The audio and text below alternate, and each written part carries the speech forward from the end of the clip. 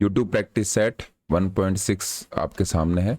सभी physical education से related जो एग्जाम्स हैं उनके लिए इम्पोर्टेंट है। अभी धीरे धीरे हम जो ये सीरीज एमसीक्यूज के आपके लिए स्टार्ट कर रहे हैं, इसमें पहले इजी क्वेश्चंस आपको देखने को मिलेंगे। धीरे धीरे इन क्वेश्चंस का लेवल हम बढ़ाते चले जाएंगे। जिसने पहले फिजिकल एजुकेशन नहीं पढ़ी है, नहीं समझी है, उनके लिए ये क्लासेज है। और अगर आपने पहले से कुछ पढ़ रखा है और समझ रखा है फिजिकल एजुकेशन को, तो उनके लिए एक रिवीजन हो सकता है। हम अभी पहले कंसेप्ट पे काम करेंगे, आपकी फाउंडेशन, आपके बेस पे काम करेंगे। उसके बाद में क्वेश्चंस का लेवल बढ़ाकर और फिर आपकी तैयारी को एक नेक्स्ट लेवल पर ले जाने की कोशिश करेंगे। आई होप आपने ये मॉक टेस्ट एप्लीकेशन के अंदर दे दिया होगा। इसका सॉल्यूशन हम देख लेते हैं। पहला क्वेश्चन है, मनुष्य के शरीर को आकार कौन देता है? आकार मतलब शेप। आपकी शेप किस तरीके से होगी, कैसे आप खड़े होते हो, बैठते हो, तो ये काम होता है आपकी हड्डियों का।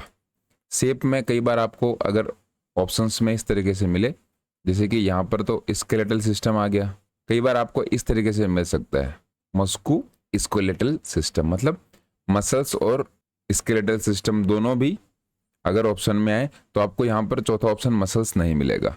इसको थोड़ा सा ध्यान में रखना है, क्योंकि शेप देने का काम हड्डियों का तो होता है, लेकिन उसके साथ में मसल्स भी काम करती हैं। दोनों अगर ऑप्शंस में हो तो हड्डी आपका ऑप्शन सही रहेगा। उच्च आवृत्ति वाले प्राप्तांकों को क्या कहते हैं? हाईएस्ट फ्रीक्वेंसी वाले स्कोर को क्या कहते हैं? तो देखिए, कोई आपके सामने नंबर लिखे हुए हैं 1 2 3 4 6 7 4 5 2 4 3 3 3 2 3 1। अब यहाँ पर इसमें देखिए सबसे ज्यादा बार क्या आया है, तो 3 सबसे ज्यादा बार आया है। ये देखिए बहुत बार 3 आया है, तो 3 यहाँ पर क्या हो जाएगा, हाईएस्ट फ्रीक्वेंसी यहाँ पर आ गई 3 की। तो ये बहुलक का काम करता है, बहुलक बोलते हैं, मोड बोलते हैं इसको, है ना। हाई फ्रीक्वेंसी जिसकी रहती है, तो ये याद में रखने वाली बात है। इसके बाद में मीन क्या होता है? मीन मतलब आपके पास में 20 नंबर लिखे हुए हैं, 1 से लेकर 20 तक, या फिर कोई भी 20 नंबर लिखे हुए हैं। उन 20 नंबर को आप जोड़ो और उसको डिवाइड कर दो 20 से ही। जैसे कि जोड़ इनका आ गया 580 और फिर 20 से डिवाइड कर दोगे। आपके सामने ये नंबर लिखे हुए हैं, इनको 1 2 3 4 5 6 7 8 9 10 11 12 13 14 15 16, ये 16 नंबर हैं।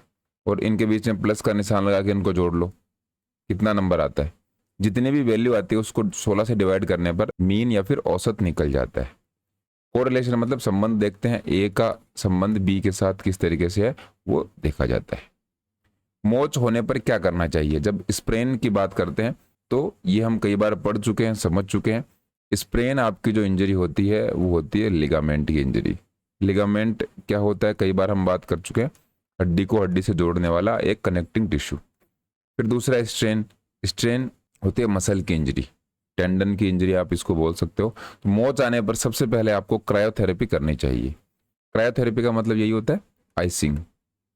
आपको सबसे पहले बर्फ का सेक करना चाहिए। लास्ट जो 5 वीडियोस हैं उनमें हमें जो बेसिक्स बातें हैं फिजिकल एजुकेशन की वही समझी हैं, जहां से आपका या फिर आपकी प्रिपरेशन स्टार्ट होती है उसी को हमने समझने की कोशिश करी है।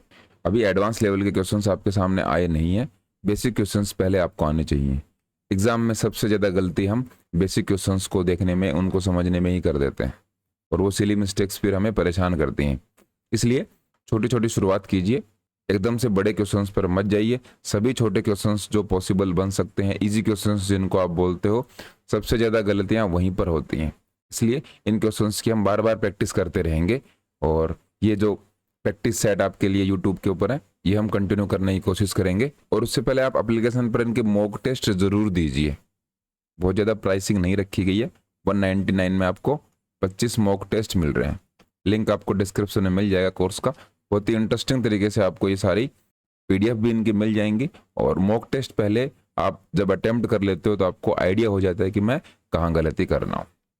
अगले क्वेश्चन पे आते हैं, पेशी खिंचाव होने पर क्या प्रयोग करना चाहिए? अब बात आ गई मसल स्ट्रेन की, ठीक है। पहले बात थी स्प्रेन की, अब है स्ट्रेन की। तो यहाँ पर भी आपको बर्फ का इस्तेमाल करना चाहिए। स्ट्रेन मतलब टेंडन की चोट है। टेंडन की चोट होने का मतलब आपकी मसल मुड़ गई है, मोच आ गई है, उसमें सूजन आ गया है, कोई भी चोट लगी है, तो पहले आप आइसिंग से स्टार्ट करेंगे। अगर आपकी चोट ऐसी है जैसे कि बहुत ज़्यादा ब्लीडिंग हो रही है और ओपन आपका कोई घाव है, वहाँ पर बर्फ़ इतना इफेक्टिव नहीं होगी। कहाँ पर बर्फ लगाओगे तो वहां पर जहां से ब्लड फ्लो ज्यादा हो रहा है उससे पहले के पार्ट को थोड़ा सा बांध देना चाहिए। इस तरीके से फर्स्ट एड हमें समझना है। मनोरंजन शब्द किस भाषा के दो शब्दों से मिलकर बना है? तो देखिए, दो भाषा से, री और क्रिएशन, दो भाषा के शब्द हैं। आप जो भी शब्द देखते हो इंग्लिश में, मुख्य रूप से इंग्लिश क्या है, एक कॉपी की गई लैंग्वेज है। इसको क्या कॉपी किया है कहीं से भी। हिंदी में कुछ अच्छा मिला, संस्कृत में कुछ अच्छा मिला, लैटिन में कुछ अच्छा मिला, फ्रेंच, जर्मनी, इन सभी भाषाओं को मिला जुला कर इंग्लिश बनी है। क्योंकि अंग्रेजों का राज था पूरी दुनिया के ऊपर, तो उन्होंने अपने अपने तरीके से इंग्लिश को बना दिया। और यहाँ पर रिक्रिएशन की बात की जाए तो ये लैटिन जो लैंग्वेज है वहाँ से हमने लिया है रिक्रिएशन को। मतलब हम नया कुछ बनाते हैं, उसको तो बोलते हैं रिक्रिएट, लेकिन रिक्रिएशन में हम मनोरंजन वगैरह इनकी बातें करते हैं। मनोरंजन शब्द में क्या गलत है? Incorrect regarding recreation. 4 ऑप्शन है। रिक्रिएशन को हम बहुत अच्छे तरीके से समझ ही चुके हैं, उसके थोड़े से ऐसे क्वेश्चंस आपको देखने को मिलेंगे कि 4 ऑप्शंस में से गलत क्या है। रिक्रिएशन क्या होता है ये हम पहले ही बात कर चुके हैं इसके बारे में। पहला है अवकाश के समय का सदुपयोग। ये बात ठीक है। आपका जो लेजर टाइम होता है, लेजर टाइम मतलब आपका ऐसा टाइम जिस समय आप कुछ भी नहीं कर रहे, उसका आप यूज करते हो, ये बात बिल्कुल ठीक है। मेंटल हार्म, मानसिक हानि नहीं होती, यही ऑप्शन आपका गलत हो जाएगा।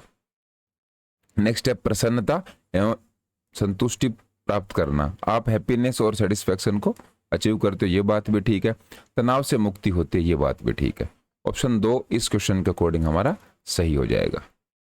पेट की मांसपेशी के विकास के लिए सबसे उपयुक्त व्यायाम है। आपका जो एब्डोमिनल मसल्स हैं उनको स्ट्रेंथन करने के लिए कौन सी अच्छी एक्सरसाइज, ये हमसे पूछी गई है। आपकी बॉडी में कोई भी एक्सरसाइज हो रही हो, उस एक्सरसाइज को करने के लिए आपकी मसल्स हैं वो हेल्प करते हैं। लेकिन कोई भी बॉडी पार्ट को अगर आपको डेवलप करना है तो उस बॉडी पार्ट में दोनों चीजें होनी चाहिए। एक तो होना चाहिए कॉन्ट्रैक्शन, एक है एक्सटेंशन। कॉन्ट्रैक्शन और एक्सटेंशन को हम पहले ही समझ चुके हैं। कॉन्ट्रैक्शन मतलब आपकी जो मसल्स हैं उनका साइज क्या हो रहा है, कम हो रहा है। एक्सटेंशन में साइज बढ़ रहा है। इसका क्या मतलब हो गया कि उस पर्टिकुलर मसल के ऊपर थोड़ा सा स्ट्रेस पड़ना जरूरी है। तनाव जब तक नहीं आएगा उस मांसपेशी का विकास नहीं होगा, उस मसल का डेवलपमेंट नहीं होगा, मसल आपकी स्ट्रेंथन नहीं हो पाएगी।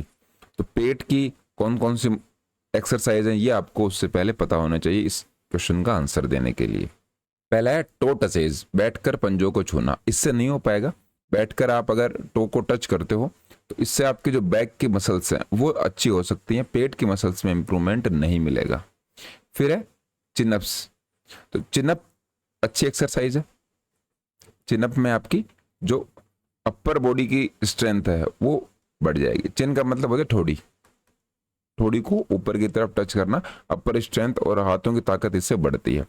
नेक्स्ट है सिटअप्स। सिटअप्स एक्सरसाइज से आपकी एब्डोमिनल मसल्स अच्छी हो सकती हैं। सिटअप्स किस तरीके से होती हैं? इस तरीके से आप पांव पसार कर बैठ जाते हो और फिर नीचे की तरफ अपने अपर बॉडी को लेकर आते हो और फिर ऊपर की तरफ लेकर आते हो। इससे क्या होगा, आपकी जो पेट की मसल्स हैं, एब्डोमिनल मसल्स हैं, वहां पर कॉन्ट्रैक्शन और एक्सटेंशन दोनों देखने को मिलता है। बाकी जनरल वर्कआउट से एब्डोमिनल मसल्स हो जाती हैं ठीक, लेकिन सिटअप्स यहाँ पर सबसे सुटेबल ऑप्शन है। वह मांसपेशी जो गति करते समय सिकुड़ती है कहलाती है। ये हमने बात कर ली कि गति करते टाइम जो मसल्स होती है उसका होता है कॉन्ट्रैक्शन। अब उस मसल को क्या बोलेंगे? तो देखो, सबसे पहले बात करते हैं, कई टाइप की मसल्स आपको देखने को मिलती है। एक होती है प्राइम मूवर। प्राइम मूवर का मतलब क्या है? आप जो भी काम कर रहे हो, जो भी एक्सरसाइज कर रहे हो, उस एक्सरसाइज करने के लिए जो मसल सबसे ज्यादा यूजफुल है, उस मसल के बिना वो एक्सरसाइज आप कर ही नहीं सकते, वो आपकी होती है प्राइम मूवर। जैसे कि आपके हाथ में कोई डंबल है, उस डंबल को आप ऊपर की तरफ उठाकर ले जा रहे हो। अब इस जो एक्सरसाइज है इसके अंदर आपकी बाइसेप मसल सबसे ज्यादा काम में आती है। इस तरीके से ये जुड़ी रहती है। बाइसेप मसल के बिना आप डंबल को उठा नहीं सकते, तो बाइसेप मसल यहाँ पर प्राइम मूवर का काम करती है। प्राइम मूवर को आप एगोनिस्ट भी बोल सकते हो। एगोनिस्ट मतलब ऐसी मसल जिससे आप काम ले रहे हो और उस काम के लिए वो मसल सबसे ज्यादा इंपॉर्टेंट है, उसको बोलेंगे एगोनिस्ट मसल। अब ये जो एगोनिस्ट मसल है इसके अगेंस्ट में भी कोई मसल काम करती है। तो इसके अगेंस्ट में एक ट्राइसेप मसल लगी हुई है, वो क्या करती है? इस एक्टिविटी को होने से रोकती है। इसीलिए तो हमें जोर आता है, कोई भी काम हम करते हैं एगोनिस्ट मसल के सामने अगर एंटागोनिस्ट मसल ना हो तो हम आराम से काम कर लेंगे। लेकिन इसमें यह भी बना रहता है कि आप हाथ ऊपर लेकर जाते हो तो आपका हाथ जब वापस नीचे की तरफ आएगा वहां पर एंटागोनिस्ट मसल आपकी हेल्प करती है। इस तरीके से एगोनिस्ट और एंटागोनिस्ट एक दूसरे को ऑपोजिट काम करते हैं, दोनों ही जरूरी होती हैं। तो एगोनिस्ट इसमें हमारा करेक्ट आंसर हो जाएगा, एंटागोनिस्ट इनके अगेंस्ट में काम करती है। फिर है न्यूट्रलाइजर। कोई भी आप एक्टिविटी करते हो उसको न्यूट्रलाइज करना जरूरी है, नहीं तो ऐसा होगा कि आपका हाथ मान लो ऐसे अकड़ के रह गया, तो ये अकड़न ना हो, उसको न्यूट्रलाइज मतलब आपका हाथ सीधा रहे, सही तरीके से काम करे, ऐसी मसल्स होती हैं न्यूट्रलाइजर। फिर स्टेबलाइजर, आपकी जो भी कंडीशन है मसल्स की, जो भी स्थिति है उनको स्टेबल रखना एक जगह पर मसल्स को। जैसे कि यहाँ पर शोल्डर में कई सारी मसल्स होती हैं, तो इन मसल्स को स्टेबल रखने का काम जो मसल्स करती हैं, हेल्प करती हैं, छोटी छोटी मसल्स, उनको बोलते हैं स्टेबलाइजर। इस तरीके से मसल्स के पूरे टाइप होते हैं। किनेसियोलॉजी में हमने डिटेल में इन सभी को डिस्कस किया है, वहां पर आप इनको देख सकते हो। नेक्स्ट है खेल प्रबंधन में सबसे कठिन प्रबंधन क्या है। स्पोर्ट्स मैनेजमेंट की बात हो रही है, सबसे मुश्किल क्या रहता है। तो सबसे मुश्किल ये डिपेंड करता है कि आप कैसा काम कर रहे हो। अब सबसे मुश्किल देखिए, ग्राउंड किसी के लिए मुश्किल हो सकता है, इक्विपमेंट हो सकता है, लेकिन इन जनरल हम देखें मुख्य रूप से मुश्किल क्या होता है, तो ग्राउंड सीधी सी बात है मुश्किल रहेगा, लेकिन उसको आप अगर थोड़ा सा मेहनत करते हो तो उसको मैनेज कर सकते हो। इक्विपमेंट भी मुश्किल होते हैं, उसको मैनेज कर सकते हो। मटेरियल भी, मैन पावर का जो कंडीशन है उसको मैनेज करना थोड़ा सा मुश्किल होता है। मैन पावर में जैसे कि आपके कर्मचारी हैं, वो छुट्टी पे जा रहे हैं, आपके लिए कोई इंपॉर्टेंट फंक्शन है या फिर कोई ज़रूरी इवेंट है वो आप करवाने वाले हो, कुछ कर्मचारी छुट्टी पर जा रहे हैं, कुछ कर्मचारी बहाना कर रहे हैं, कुछ आपकी बात नहीं मान रहे। इस तरीके से सबसे डिफिकल्ट कर्मचारियों को या फिर स्टाफिंग जो आपका मैनेजमेंट का पार्ट होता है वो सबसे मुश्किल माना जाता है। अगर आपने कोई इवेंट करवाया है, कोई भी एक्टिविटी आप करवाते हो, उसमें आपका स्टाफ अगर आपके साथ सही तरीके से कोऑपरेट नहीं करेगा तो वो इवेंट आपका सक्सेसफुल कभी नहीं हो पाएगा। खेल प्रबंधन के लिए प्राचीनतम अभिव्यक्ति कही गई। सबसे पहले हम अगर स्पोर्ट्स मैनेजमेंट की बात करें तो अर्लियर सबसे पहले क्या आया था, सबसे पहले आया था एडमिनिस्ट्रेशन, प्रशासन। क्योंकि स्पोर्ट्स मैनेजमेंट में एडमिनिस्ट्रेशन हम शुरू से देखते आ रहे हैं, जैसे कि हम चाणक्य वगैरह की बात सुनते हैं, और ग्रीस में हमने ये देखा था कि वहां पर किस तरीके से मैनेज करते थे, वो इतने बड़े इवेंट्स उस समय भी होते थे। सबसे पहले प्रशासन का ही काम किया जाता था, ये संगठन, समन्वय, निर्देशन, ये सारी बाद की बातें हैं। ये इंपॉर्टेंट है, ये ध्यान में रखना।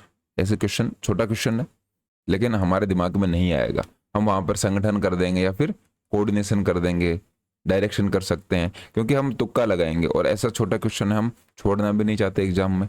इसके लिए आप थोड़ा सा ध्यान में रखिए, ऐसे क्वेश्चन हम अटेम्प्ट इसीलिए कर रहे हैं, इनकी प्रैक्टिस आपके लिए इसीलिए जरूरी है। तरीके से हम पढ़ाई करेंगे तो हम ओवरऑल फिजिकल एजुकेशन को अच्छे तरीके से कवर कर लेंगे। नेक्स्ट है क्रॉस वेबर टेस्ट से क्या मापा जाता है। क्रॉस वेबर टेस्ट बहुत ही शानदार एक टेस्ट है, उसमें 5 से 6 आइटम होते हैं। आपकी बॉडी मिनिमम कितना काम कर सकती है, मसल्स में मिनिमम कितनी ताकत है, उसको नापने के लिए क्रॉस वेबर टेस्ट होता है। और टेस्ट एंड मेजरमेंट का जो हमारा कोर्स के अंदर सेक्शन है वहाँ पर बहुत डिटेल में हमने इन सभी टेस्ट के बारे में बात करी है। एग्जाम में आजकल टेस्ट एंड मेजरमेंट पे ज़्यादा ध्यान दिया जा रहा है, तो उस सेक्शन को हमने डिटेल में पढ़ा भी है। तो आपको पता होना चाहिए क्रॉस वेबर टेस्ट में कौन कौन से आइटम्स होते हैं। तो यहाँ पर मिनिमम मसल स्ट्रेंथ चेक करने के लिए क्रॉस वेबर टेस्ट होता है। कई बार एग्जाम में पूछा गया क्वेश्चन है, इसको आप मोस्ट लगा सकते हो। मिनिमम मस्कुलर स्ट्रेंथ, न्यूनतम मांसपेशीय शक्ति नापने के लिए क्रॉस वेबर टेस्ट का यूज किया जाता है। टीम प्रतियोगिता योजना के लिए ब्लूप्रिंट को क्या कहते हैं। टीम का जो कंपटीशन है और उसका हमें प्लान बनाना है कि हम कंपटीशन में किस तरीके से परफॉर्म करेंगे, क्या हमारी स्ट्रेटजी रहेगी, कौन सा प्लेयर किस कंडीशन में कैसे खेलेगा, ओपोनेंट को हमें किस तरीके से हराना है, डिफेंड हमें किस तरीके से करना है, ये सारी बातें हम स्ट्रेटजी के अंदर पढ़ते हैं। रणनीति हमारी क्या होती है, टेक्निक क्या होती है, आप कोई स्किल किस तरीके से करते हो, स्किल है उस गेम के लिए जरूरी, और टैक्टिक आप गेम के अंदर कुछ लगाते हो, किस तरीके से आप अपना दिमाग लगाकर और मैच को जीतने की कोशिश करते हो। ये छोटे छोटे नाम हैं और इन सभी नामों के बारे में हमने स्पोर्ट्स ट्रेनिंग के अंदर डिटेल में डिस्कस किया है। कार्डियोवैस्कुलर प्रणाली को कार्य क्षमता प्रदर्शन के लिए प्रशिक्षित किया जा सकता है। कार्डियोवास्कुलर सिस्टम की बात हो रही है, ये सबसे अच्छा, अगर हम ट्रेनिंग की बात करें या फिर इसको ट्रेन करके हम परफॉर्मेंस कैसे अच्छी कर सकते हैं, तो कार्डियोवास्कुलर सिस्टम है। कार्डियोवास्कुलर में आपका कार्डियो आ गया और वेस्कुलर, ब्लड वेसल्स हैं और आपका हार्ट है। ये किससे अच्छा होगा, तो लगातार आप कोई एक्सरसाइज करते हो उससे अच्छा होगा। तो बैलिस्टिक मेथड होता है फ्लेक्सिबिलिटी के लिए। आपको अगर अपनी फ्लेक्सिबिलिटी इंप्रूव करनी है उसके लिए बैलिस्टिक मेथड बहुत ही शानदार माना जाता है। मैकेनिकल मेथड ऐसा कोई मेथड होता नहीं है वैसे तो, लेकिन अगर मैकेनिकल मेथड की बात करें तो उसमें हम क्या कर सकते हैं, एक्सरसाइज वगैरह को आप मैकेनिकल मेथड बोल सकते हो। नेक्स्ट है एरोबिक एक्सरसाइज और उसके बाद है एनारोबिक। एरोबिक एक्सरसाइज क्या होती है, लॉन्ग टाइम तक आप कोई एक्टिविटी करते हो, फिजिकल एक्टिविटी करते हो, उसको एरोबिक एक्सरसाइज कहते हैं। कार्डियोवास्कुलर सिस्टम के लिए या फिर एंडोरेंस डेवलप करने के लिए सबसे शानदार अगर कोई एक्सरसाइज होती है वो होती है एरोबिक एक्सरसाइज। ये आपका ऑप्शन सही हो जाएगा। अनएरोबिक से क्या होगा, अनएरोबिक से बाकी बहुत सारी चीजें होंगी लेकिन कार्डियोवास्कुलर सिस्टम डेवलप नहीं होगा क्योंकि बहुत कम समय के लिए ये एक्टिविटी करी जाती है। ऐसा व्यवहार जिसमें प्रतिद्वंदी को मनोवैज्ञानिक तथा शारीरिक नुकसान पहुंचाकर जीतना होता है। सामने वाला जो ओपोनेंट है हमारा, उसको हम मेंटली और फिजिकली हार्म करते हैं, उसको नुकसान पहुंचाते हैं। हमारा मकसद जीतना जरूर है लेकिन दूसरे को हम जानबूझकर नुकसान पहुंचा रहे हैं। ये जो एग्रेशन है ये आता है इंस्ट्रूमेंटल एग्रेशन के अंदर, आक्रामकता का साधन के रूप में उपयोग। इसको नेगेटिव माना जाता है। इंस्ट्रूमेंटल आपका एग्रेशन है वो नहीं होना चाहिए। एग्रेशन जरूरी है, आक्रामकता जरूरी है, क्योंकि ऐसे बहुत सारे फील्ड के इवेंट्स होते हैं, मैच होते हैं, स्पोर्ट्स होते हैं, उनमें अगर एग्रेशन आपके अंदर नहीं होगा तो आपकी परफॉर्मेंस बाहर नहीं आएगी। एग्रेशन जरूरी है लेकिन मेंटली और फिजिकली अगर हम किसी को नुकसान पहुंचा रहे हैं तो ये सबसे बड़ी प्रॉब्लम है। फिर है होस्टाइल। होस्टाइल में आपका एम होता है, क्या एम होता है, जीतना, लेकिन आप जानबूझकर उसके अंदर किसी को नुकसान नहीं पहुंचाते। इंस्ट्रूमेंटल थोड़ा सा अलग टाइप का एग्रेशन है। एग्रेशन ये सारे हम साइकोलॉजी के अंदर डिस्कस करते हैं इनको। हार्मोन प्रणाली के रसायन शरीर के कौन से क्षेत्रों को प्रभावित करते हैं। हार्मोनल केमिकल्स की बात हो रही है, शरीर का जो कौन सा एरिया है, कौन से सिस्टम को देखते हैं, ये हमें यहाँ पर पूछा गया है। Which system of the body, ये जो है ये हमारे एंडोक्राइन को इफेक्ट करते हैं। क्योंकि आप कुछ भी देखते हो आपके हार्मोन्स सीक्रेट होते हैं। आप हंसते हो, आपके कोई ना कोई हार्मोन सीक्रेट होगा। आप खेलते हो, आपके शरीर से पसीना निकलता है, आपको भूख लगती है, इन सभी में आपके जो हार्मोन्स है उनका बहुत बड़ा रोल होता है। कुछ केमिकल्स निकलते हैं, तो ये आपका एंडोक्राइन, और दो टाइप की ग्लैंड्स होती हैं, एंडोक्राइन और एक्सोक्राइन। तो यहाँ पर हमारा एंडोक्राइन सही हो जाएगा क्योंकि हमारे हार्मोन्स शरीर के अंदर जो सीक्रेट करने का काम करती हैं वो करती हैं एंडोक्राइन ग्लैंड्स। ग्लैंड से संबंधित ये हमारा क्वेश्चन है। नेक्स्ट है ग्रसनी किस तंत्र से संबंधित है। फिरिंग्स के बारे में पूछा गया कि फिरिंग्स हमारे कौन से सिस्टम से रिलेटेड है। तो फिरिंग्स आपकी बॉडी में एक होता है और ये आपके रेस्पिरेटरी सिस्टम और डाइजेस्टिव सिस्टम दोनों से संबंधित है। यहां से खाना भी जाता है और सांस भी आप ले सकते हो। ऑप्शन में डाइजेस्टिव नहीं है और ये हमारा रेस्पिरेटरी सिस्टम है, तो एक ऑप्शन हमारा करेक्ट हो जाएगा। मानसिक विकास में शामिल है, मेंटल डेवलपमेंट में क्या शामिल है, तो मेंटल डेवलपमेंट में एक्सटर्नल और इंटरनल ऑर्गन ये नहीं आते। Reasoning, thinking, moral and social, emotional maturity. Mental development की जब हम बात करते हैं तो ये हमारी रीजनिंग और थिंकिंग की बात की जाती है। कोई कितना मेंटली डेवलप है तो उसकी रीजनिंग और तार्किक क्षमता, जिसको हम हिंदी में कहते हैं, किस तरीके से वो सोच सकता है, वो अच्छी देखने को मिलेगी। नेक्स्ट है सीखने में प्रतिक्रिया के दर का धीमा होना और एक सीमा के आगे सुधार असंभव लगने को क्या कहा जाता है। देखिए, जब भी हम कुछ सीखते हैं, लर्निंग का ये क्वेश्चन है, इसमें क्या रहता है, जैसे कि आप सीखते हो, ये मान ली चार्ट है और आप लगातार सीख रहे हो, आप ट्रेनिंग कर रहे हो, कुछ सीख रहे हो, यहाँ से इस तरीके से आप सीखते हो, एक लेवल पर आने के बाद रुक जाते हो। यहाँ से अब प्रोग्रेस आगे जानी चाहिए थी लेकिन नहीं जा रही, अब ये इस तरीके से आपकी परफॉर्मेंस चल रही है। ऐसे इसको समझ सकते हैं। मान लीजिए आप डेली 200 क्वेश्चन का या फिर 200 नंबर का कोई टेस्ट दे रहे हो, आपकी तैयारी पूरी हो चुकी है। उस मॉक टेस्ट में आपके पहले नंबर आते थे 100 से आप 120 पर पहुंच गए, 140 पर पहुंच गए, 180 पर पहुंच गए। अब 180 से ऊपर आपके नंबर नहीं आ रहे, 180 से ना आते हुए आपके नंबर कम हो जाते हैं, कई बार 178 आ जाते हैं, 180 तक पहुंच जाते हो, 182 84 तक आप नहीं पहुंच पा रहे, तो 180 या फिर 180 पर आपका कई दिनों तक ये लेवल चलता है। ये जो लेवल है, इस लेवल को क्या कहा जाता है? जिस लेवल के बाद में आपकी परफॉर्मेंस इंक्रीज नहीं हो रही हो, इंप्रूवमेंट की कोई गुंजाइश नहीं हो, या फिर इंप्रूवमेंट होता नहीं है ना, गुंजाइश तो रहती है हमेशा, लेकिन आपका इंप्रूवमेंट इससे ऊपर नहीं हो रहा, उसको कहा जाता है पठार। और पठार को हिंदी में कहते हैं प्लेटू। एक ऑप्शन इसके अंदर हमारा करेक्ट हो जाएगा। नेक्स्ट है, कुश्ती को आधुनिक ओलंपिक खेलों में कब शामिल किया गया? तो सबसे पहले ओलंपिक हुए थे, उसमें कुश्ती आपके इंक्लूडेड थी। सबसे पहले ओलंपिक में कुश्ती आपके गेम के रूप में शामिल किया गया था 1896 में, जो मॉडर्न ओलंपिक्स हुए थे उनके अंदर। जूडो को ओलंपिक खेलों में पहली बार कब शामिल किया गया? जूडो की अगर हम बात करें तो ये कॉम्बैट है, आपको ये पता होना चाहिए कॉम्बैट स्पोर्ट कौन कौन से होते हैं। कॉम्बैट में आपकी जूडो आता है, कुश्ती आती है, और एक दूसरे के साथ जो भी आमने सामने करते हैं, जैसे कि बाउट बोलते हैं बॉक्सिंग को, तो बॉक्सिंग भी कॉम्बैट में आता है ना। मुठभेड़ आप बोल सकते हो, आमने सामने की जो लड़ाई होती है, वो सारे गेम आपके कॉम्बैट में आते हैं। तो जूडो को ओलंपिक गेम में 1964 में शामिल किया गया था। 1964 के जो ओलंपिक हुए थे वो टोक्यो के अंदर हुए थे, जापान में। जापान में जब ओलंपिक होंगे और जूडो को शामिल ना किया जाए, ऐसा होने के चांसेस कम है, इसलिए उसको शामिल किया गया था। इस तरीके से भी आप इसको याद रख सकते हो। क्रेनियल बोन के बारे में पूछा गया है कि हमारे बॉडी के अंदर कितनी होती हैं। हमारी जो खोपड़ी होती है उसके अंदर क्रेनियल बोन होती हैं, कुछ फेशियल बोन भी होती हैं। तो क्रेनियल बोन हमारी बॉडी के अंदर टोटल 8 होती हैं, 8 हड्डियां होती हैं।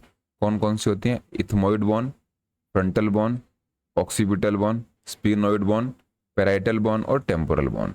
इस तरीके से होती हैं।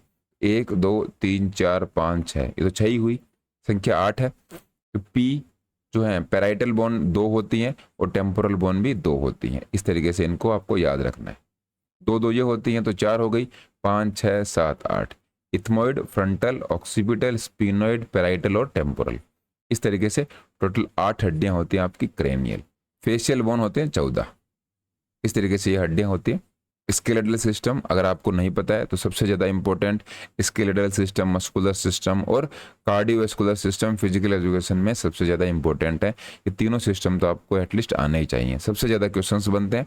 और इन सिस्टम को आप अगर नहीं पढ़ते हो तो किन्सियोलॉजी आपके समझ में नहीं आएगी, एक्सरसाइज फिजियोलॉजी आपके समझ में नहीं आएगी। बहुत सारी जो फिजिकल एजुकेशन के टॉपिक्स हैं वो इन 3 से जुड़े हुए हैं, तो ये 3 तो आपको सिस्टम जरूर ही आने चाहिए। थोरेसिक वर्टिब्रा के बारे में पूछा है कि थोरेसिक वर्टिब्रा में कितनी हड्डियां होती हैं। जो रीढ़ की हड्डी होती है स्पाइनल कॉर्ड बोलते हैं उसको, और वर्टिब्री कॉलम बोलते हैं। इस तरीके से ये हड्डियां होती हैं आपकी बॉडी के अंदर। सबसे ऊपर जो हड्डियां होती हैं वो होती हैं सर्वाइकल। सर्वाइकल में 7 हड्डियां होती हैं। उसके बाद में आता है आपका थोरेसिक रीजन, थोरेसिक में 12 हड्डियां होती हैं। फिर आता है आपका लंबर रीजन जो कि कमर का एरिया है, उसमें होती हैं 5 हड्डियां। फिर है सैक्रल और लास्ट में है कॉक्सिक्स। सैक्रल और कॉक्सिक्स, यहाँ पर 1 हड्डी होती है और यहाँ पर भी 1 हड्डी होती है। बचपन में यहाँ पर 4 हड्डियां थी और फिर वो जुड़कर 1 बन गई। छोटे बच्चे के ये जो हड्डियां होती हैं स्पाइनल कॉर्ड की, ये 33 होती हैं, और बड़ा जब इंसान हो जाता है एडल्ट उसके 26 होती हैं। 12 और 7 19, 19 और 5 24 और 2 26। बच्चे में 12 और 7 19, 5 24, 24 से 4 28, और ये 1 और हो जाती है, 5 होती हैं ये, और ये होते हैं 4। इस तरीके से ये होती हैं। तो बच्चे में तो हो गई 7 सर्वाइकल, 12 थोरेसिक, 5 लंबर, सैक्रल भी 5 होती हैं और कॉक्सिक्स होती हैं 4। लेकिन अडल्ट होते होते सैक्रल 5 जो है ये कन्वर्ट होकर बन जाती है 1 हड्डी ना, छोटी छोटी हड्डियां मिलकर 1 हड्डी बन जाती हैं, और सैक्रल 4 हड्डियां मिलकर 1 बन जाती हैं। एडल्ट में तो आपको मिलेंगी 26 और चाइल्ड में मिलती हैं आपको 33 हड्डियां। सही आंसर हमारा हो जाएगा 12 अस्थियां, 12 बोन होती हैं। शारीरिक शिक्षा के छात्रों को मनोविज्ञान की शिक्षा क्यों दी जाती है, या फिर साइकोलॉजी क्यों पढ़ाई जाती है फिजिकल एजुकेशन के स्टूडेंट्स को? तो साइकोलॉजी किसका अध्ययन है यह आपके व्यवहार का। आपकी स्टडी किसमें की जाती है? बिहेवियर की स्टडी की जाती है। व्यवहार नाम यहाँ पर कहाँ दे रखा है? ये रहा, इसका संबंध व्यवहार से है। यह आंसर आपका सही हो जाएगा। मनोवैज्ञानिक जांच में नॉर्म, जिसको प्रतिमान बोलते हैं, उसको कैसे परिभाषित किया जाता है? अगर हम साइकोलॉजिकल टेस्टिंग की बात करें तो नॉर्म्स कैसे बनाए जाते हैं? तो नॉर्म्स बनाने का सिंपल सा यही है कि आपके पास एक टीम है 100 लोगों की, और उन 100 लोगों का कोई हम औसत ले लेते हैं, मतलब हमने एवरेज ले लिया। एवरेज लेकर जो हमारे पास एवरेज आता है वो एक नॉर्म बन जाता है। उसको हम क्या मान लेते हैं? एक प्रतिमान मान लेते हैं। ये नॉर्म्स हैं, इनको आपको क्लियर करना जरूरी है। तो आपका ऑप्शन 3 इसके अंदर करेक्ट हो जाएगा। मोस्ट क्वेश्चन है, पूछ सकते हैं एग्जाम में। प्रयोजनवादी संप्रदाय, जिसको हॉर्मिक स्कूल कहा जाता है, उसकी स्थापना किसने करी थी? साइकोलॉजी का क्वेश्चन है। हॉर्मिक स्कूल की स्थापना करी थी, एक साइकोलॉजिस्ट हुए हैं बहुत ही बड़े, उनका नाम है विलियम मैकडूगल। विलियम मैकडूगल ने प्रयोजनवादी, जिसको हम संप्रदाय बोलते हैं, हॉर्मिक स्कूल, उसकी स्थापना करी थी। बहुत सारे जो साइकोलॉजिस्ट हैं इनसे जुड़े भी थे, ये आपको ध्यान में रखना है। नेक्स्ट है, प्रशिक्षण चक्र का समय 5 से 10 दिन का होता है, यह कौन सा चक्र है? 5 to 10 डेज। अगर हम स्पोर्ट्स ट्रेनिंग के अंदर बात करें तो 3 साइकिल होती है, मैक्रो, माइक्रो और मेसो। आपकी ये जो मैक्रो साइकिल है, मैक्रो साइकिल तो हमने देख लिया था 12 महीने की होती है। मेसो साइकिल होती है 1.5 महीने की, है ना, 1 से 1.5 महीने के बीच में ये साइकिल होती है। और माइक्रो साइकिल 3 से 10 दिन के बीच में होती है।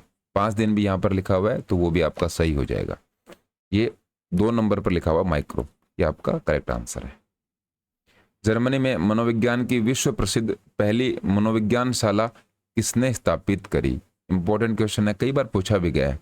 तो साइकोलॉजी स्कूल जर्मनी के अंदर सबसे पहले किसने स्थापित करी थी? उनका नाम है विलियम वुंट। इंपॉर्टेंट क्वेश्चन है, ध्यान में रखना है। सबसे पहले हम बात करें अगर साइकोलॉजी की, तो मनोविज्ञान या साइकोलॉजी की पहली जो स्कूल है वो जर्मनी में विलियम वुंट ने स्टार्ट करी थी। शारीरिक शिक्षा न केवल शारीरिक स्वास्थ्य पर अच्छा प्रभाव डालती है, इस तरीके से एक परिभाषा दी थी, है ना, शारीरिक स्वास्थ्य पर अच्छा प्रभाव नहीं डालती, आपके मानसिक स्वास्थ्य पर भी डालती है। इस तरीके से जो परिभाषा है वो दी थी कोठारी कमीशन ने। कोठारी कमीशन का यहाँ पर टाइमिंग भी दे रखा है 1964 से 66। नेक्स्ट है, 1 ग्राम कार्बोहाइड्रेट से कितनी ऊर्जा प्राप्त होती है? तो इससे पहले हमने फैट में कितनी एनर्जी होती है वो देख लिया, और उसके बाद में प्रोटीन के अंदर देख लिया। अब हम कार्बोहाइड्रेट, कार्बोहाइड्रेट में होती है 4.1 कैलोरी। आपकी कार्बोहाइड्रेट और प्रोटीन में सेम ही एनर्जी होती है, और 9.1 कैलोरी होती है आपकी फैट में। नेक्स्ट है, ओबेसिटी किसकी अधिकता से होता है? तो ओबेसिटी का सीधा सा यही हमें पता है कि ओबेसिटी के लिए आपका जो वसा है वो ज़्यादा हो जाती है, उससे ओबेसिटी या फिर मोटापा हो जाता है। एथलेटिक की चोटों से बचाव किया जा सकता है, ये हमने पहले भी देखा था कि एथलेटिक्स की जो इंजरी है उससे आप कैसे बच सकते हो। तो अच्छे तरीके से अगर आप वार्म अप करोगे तो उससे आप इसको बचाव कर सकते हो, आपकी इंजरी होने के चांसेस कम हो जाएंगे। नेक्स्ट है, पेट की मांसपेशियों को विकसित किया जा सकता है। तो पेट की मांसपेशियां तो ये 4 ऑप्शन से इनसे विकसित हो जाएंगी, लेकिन बेस्ट जो ऑप्शन है यहाँ पर हमें दिखाई दे रहा है वो है एब्डोमिनल क्रंचेज, इससे सबसे शानदार तरीके से डेवलप होगा। ट्रेडमिल का प्रयोग किसके मापन के लिए किया जाता है? तो treadmill force, strength, cardio respiratory और स्पीड। कार्डियो रेस्पिरेटरी जो एंडोरेंस है उसके लिए ट्रेडमिल का यूज करते हैं। जिम के अंदर आप देखते हो एक पट्टा चल रहा होता है और उस पर लोग बाग दौड़ते हैं, उसको बोलते हैं ट्रेडमिल। तो कार्डियो रेस्पिरेटरी जो एंडोरेंस है, कार्डियो का मतलब हार्ट, रेस्पिरेटरी मतलब आपके लंग्स, और एंडोरेंस मतलब लंबे समय तक आप कोई एक्टिविटी करते हो, उसको एंडोरेंस कहते हैं। कंट्यूजन शब्द किससे संबंधित है? तो कंट्यूजन एक प्रकार की चोट है। कंट्यूजन में क्या होता है, आपके जो ब्लड वेसल्स हैं वो फट जाती हैं, उन पे नुकसान हो जाता है और काला काला सा पड़ जाता है। कई बार हमें चोट लगती है, हमने देखा भी होगा। तो ये इंजरी का टाइप है कंट्यूजन, परक्यूजन। कंट्यूजन के बाद में बहुत सारी एब्रेशन है, पंक्चर है, ये सारी चोटें होती हैं। इन चोटों को या फिर इन इंजरीज को आप स्किन इंजरी कह सकते हो। क्रायोथेरेपी का क्या अर्थ है? कई बार हम इसको देख चुके हैं। कोल्ड थेरेपी को क्रायोथेरेपी कहा जाता है। हीट थेरेपी में हीट पैड्स का हम यूज करते हैं। अस्थि भंग का अर्थ क्या है? बोन फ्रैक्चर का क्या मीनिंग है? तो आपकी जो बोन है उसमें फ्रैक्चर हो जाएगा। तो एक तो होता है डिस्प्लेसमेंट, मतलब आपकी हड्डी यहाँ थी और ये डिस्प्लेस होकर यहाँ पर आ गई, यह है डिस्प्लेसमेंट। फ्रैक्चर में हड्डी का टूट जाना होता है। तो आपकी बोन है उसमें ब्रोकेज आ चुका है ना, वो ब्रोक हो चुकी है, ब्रोक डाउन हो चुकी है वो अस्थि का, ये टूट जाना होता है बोन फ्रैक्चर। शारीरिक स्थूलता किस यंत्र से मापी जाती है? बॉडी की जो फैटनेस है, जो मोटापा है, वो किससे नापते हैं? तो ये हम नापते हैं स्किन फोल्ड कैलिपर से। एंथ्रोपोमीटर से आप अपनी बॉडी की हाइट वगैरह, ये हम पहले भी देखा था हमने, स्किन फोल्ड कैलिपर को ध्यान में रखना है। मेरुदंड की चोट का उदाहरण है, स्पाइनल इंजरी की बात हो रही है, तो स्पाइनल मतलब आपकी रीढ़ की हड्डी, तो रीढ़ की हड्डी में क्या होगा? स्लिप डिस्क होगी, फ्रैक्चर होगा या फिर डिसलोकेशन होगा। यहाँ पर स्लिप डिस्क की प्रॉब्लम देखने को मिलती है। कई बार हम नॉर्मली सुनते भी हैं कि उस पर्टिकुलर पर्सन के स्लिप डिस्क हो गया। इस तरीके से आपको इन क्वेश्चंस का ध्यान रखना है। एक अक्षीय संधि का उदाहरण है यूनिएक्सियल जॉइंट। तो देखिए यूनिएक्सियल का मतलब क्या है? एक ही अक्ष में वो गति करती है, तो ये आपका होता है हिंज जॉइंट। एक अक्ष का क्या मतलब है? हिंज जॉइंट के एग्जांपल से आपको समझ में आ जाएगा। आपके जो नी का जॉइंट है, और नी के साथ साथ और कौन सा जॉइंट होता है हिंज का? आपका जो एल्बो का जॉइंट है। तो एल्बो आप सामने की तरफ तो लेकर आते हो, लेकिन एक जगह पर जाके ये लॉक हो जाती है, पीछे की तरफ आपकी एल्बो या घुटना नहीं जाएगा। ये इसका मतलब है यूनिएक्सियल जॉइंट। दूसरा है सैडल। तो सैडल जॉइंट कहाँ पर होता है? आपके अंगूठे में होता है। और कॉन्डिलोइड जॉइंट कहाँ होता है? आपकी रिस्ट के अंदर। ये हम जॉइंट के जो चैप्टर है उसमें डिटेल से इनको पढ़ते ही हैं। बल का सूत्र क्या है? What is the formula of force? तो फोर्स का जो फॉर्मूला है ये हमने देखा था, F is equal to ma। इसमें ऑप्शन हमारा 2 करेक्ट हो जाएगा। m का है मास, a का है एक्सेलरेशन। ये न्यूटन का कौन सा नियम था? दूसरा नियम था।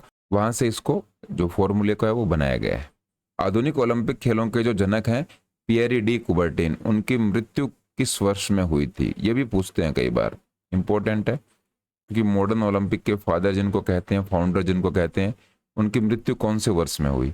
तो ये हुई थी 1937। 1896 में प्रथम आधुनिक ओलंपिक खेलों में कितने देशों ने भाग लिया?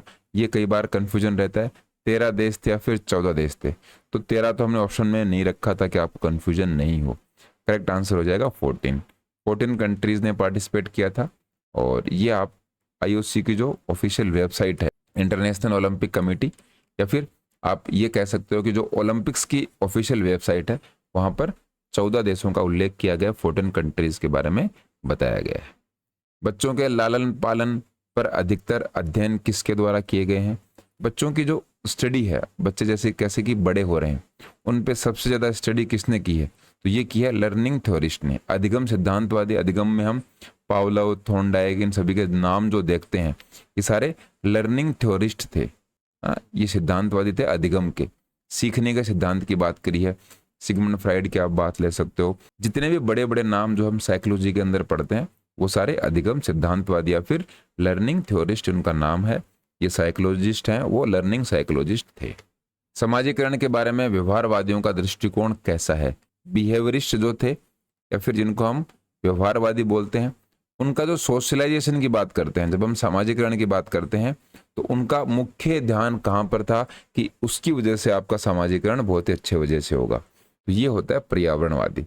आपका पर्यावरण कैसे, आसपास आप कहाँ पर रहते हो, जिस तरीके से आप जैसे वातावरण में, जैसे पर्यावरण में, जैसे आसपास के लोगों के साथ आप रहोगे, आपका समाजीकरण, आपका बोलने का, बैठने का और बात करने का तरीका उसी तरीके से डेवलप हो जाएगा।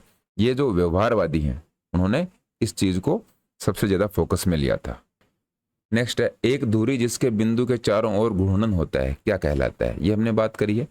फैन का जो हमने एग्जाम्पल लिया था, उसमें एक जो ये डंडा होता है, यहाँ पर तीनों ताड़ियां होती हैं। ये जो 3 ताड़ियां हैं, ये जिसके ऊपर टंगी हुई हैं, इसको बोलते हैं एक्सिस।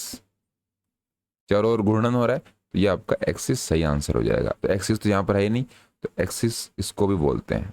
फलकम को एक्सिस बोलते हैं और आलम्ब को अक्ष कहा जाता है। नेक्स्ट है, एक वस्तु की गति का प्रतिरोध क्या कहलाता है? ये कोई सरफेस है, यहाँ पर एक बॉक्स है, वो इस साइड जा रहा है, लेकिन कोई ना कोई फोर्स सामने से लग रहा है। ये सामने से लगने वाला जो फोर्स है, उसको क्या कहते हैं? फ्रिक्शन या फिर घर्षण कहते हैं। पहला है इम्पल्स। इम्पल्स क्या होता है? इम्पल्स जैसे किसी ऑब्जेक्ट पर लंबे टाइम से कोई फोर्स लग रहा है, उस फोर्स को लगने से अब वो जो ऑब्जेक्ट है, वो जो वस्तु है, वो लगातार फिर गति करती चली जाती है, उसको इम्पल्स कहते हैं। जड़त्व क्या है? कोई भी ऑब्जेक्ट है वो अपने जगह पर बने रहने की कोशिश करता है जब तक कि उसके ऊपर कोई एक्सटर्नल फोर्स ना लगाई जाए। गुरुत्वाकर्षण के बारे में आपको पता ही है, ये एक फोर्स है जो कि जमीन लगाती है, धरती लगाती है, अर्थ के द्वारा लगाया जाता है, पृथ्वी के द्वारा लगाया जाता है अपने, और या फिर अट्रैक्टिव फोर्स इसको आप कह सकते हो, इसके बारे में आपको पता ही है। जो कार्य हो चुका है उसको करने की दर क्या कहलाती है? इंपॉर्टेंट क्वेश्चन है, आपको इसमें कंफ्यूजन हो रही होगी, लेकिन बहुत ही सिंपल तरीके से साइंस में ये बात बताई गई है कि रेट ऑफ वर्क क्या है, जिस गति से काम हो रहा है या फिर जो काम हो चुका है, वर्क डन या फिर रेट ऑफ वर्क डन को क्या कहते हैं? तो रेट ऑफ वर्क डन को पावर कहा जाता है, शक्ति कहते हैं, ध्यान में रखना है इसको। मानव शरीर के शारीरिक गुणों के अध्ययन को क्या कहा जाता है? Physical characteristic. फिजिकल कैरेक्टरिस्टिक का मतलब है उनकी हाइट, उनकी विड्थ, वजन वगैरह, ये सारी चीजें जो भी फिजिकल कैरेक्टरिस्टिक्स किसी इंसान की हो सकती हैं, ये सारी हम किसके अंदर पढ़ते हैं? ह्यूमन बॉडी की। ये पढ़ते हैं हम anthropometry. Anthropometry test and measurement के अंदर हमने डिटेल में पढ़ा है, कौन कौन सी, जैसे आपकी हार्ट रेट है और सारी बहुत सारी, इसके अंदर ब्लड प्रेशर है, इन सभी बातों के बारे में हमने डिस्कस किया है। गति के अध्ययन के लिए किन चीजों की आवश्यकता होती है? गति के अध्ययन मतलब स्टडी ऑफ मोशन, क्या क्या हमें चाहिए? तो उसके लिए हमें सभी चाहिए, टाइम भी चाहिए, डिस्टेंस भी चाहिए और स्पीड की भी जरूरत पड़ती है। अगर हम बात करते हैं गति की या फिर मोशन को हमें पढ़ना है, समझना है, तो हमें टाइम, डिस्टेंस और स्पीड की बात करनी पड़ती है, क्योंकि इन तीनों का आपस में रिलेशन है। इस तरीके से आप देखिए, समय बराबर दूरी बट्टा चाल, इस तरीके से ऑप्शन, ये एक आप याद रखिए, उसके बाद आप सभी का आंसर आप कर सकते हो। डी बराबर डिस्टेंस इज इक्वल टू क्या होता है? टाइम इनटू स्पीड, और स्पीड इज इक्वल टू क्या हो जाएगा? Distance upon time.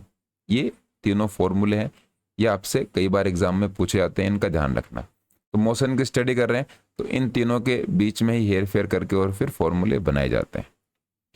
सब स्केपुलर्स पेशी का क्या कार्य है? देखिए, स्केपुलर्स में एक नाम आपको दिखाई दे रहा होगा छुपा हुआ, स्केपुला। स्केपुला बोन कहाँ होती है? आपका जो हाथ है, हाथ के पीछे, दोनों हाथों के पीछे अपर बैक, अपर बैक में दो हड्डियां हैं, दोनों साइड हैं आपके, और कंधे के पीछे आप अगर हाथ लगाकर देखोगे तो वहां पर स्केपुला बोन है। तो स्केपुला बोन में ये पेशी पाई जाती है। सबसे पहले तो बात ये हो गई, स्केपुला बोन के ऊपर मिलेगी आपको, ये सब स्केपुलरस मसल है। अब यहाँ पर सभी में शोल्डर का आ गया, तो आप इसका आंसर किस तरीके से करोगे? ये तो आपको पता है कि शोल्डर के पीछे है तो शोल्डर को ये हेल्प कर रही है। अब देखो, एबडक्शन, एडक्शन ये हम पढ़ चुके हैं। आपकी बॉडी है, आपकी बॉडी से दूर कोई ऑब्जेक्ट जा रहा हो वो होता है एबडक्शन। वो दूर आप सामने से भी जा सकता है, साइड से भी जा सकता है। एडक्शन मतलब आपकी बॉडी की तरफ कोई ऑब्जेक्ट आ रहा हो। मीडियल का मतलब क्या है? आपकी बॉडी कोई मिड लाइन है, उसके नजदीक कोई ऑब्जेक्ट अगर आ रहा है तो मीडियल रोटेशन हो गई। लेटरल का मतलब मीडियल से कोई दूर जा रहा है, वो हो गई लेटरल। सब स्केपुलर्स जो मसल है वो आपकी मीडियल रोटेशन ऑफ शोल्डर के लिए हेल्पफुल होती है। ये थोड़ा सा एक एडवांस लेवल का क्वेश्चन आप उसको बोल सकते हो। ऐसे क्वेश्चन बीच बीच में एक दो हम डालते रहेंगे ताकि आपको थोड़ा सा नींद ना आए, ध्यान में रहे थोड़ी सी बातें। इस तरीके से ये हमारे 50 एमसीक्यूज थे, इजी एमसीक्यूज मैं इनको कह सकता हूँ। आपके सभी के सभी सही होने चाहिए। मॉक टेस्ट अगर आपने लगाया है एप्लीकेशन के ऊपर तो कमेंट्स में आप अपना स्कोर जरूर बताना। फिलहाल इस वीडियो में इतना ही, धन्यवाद।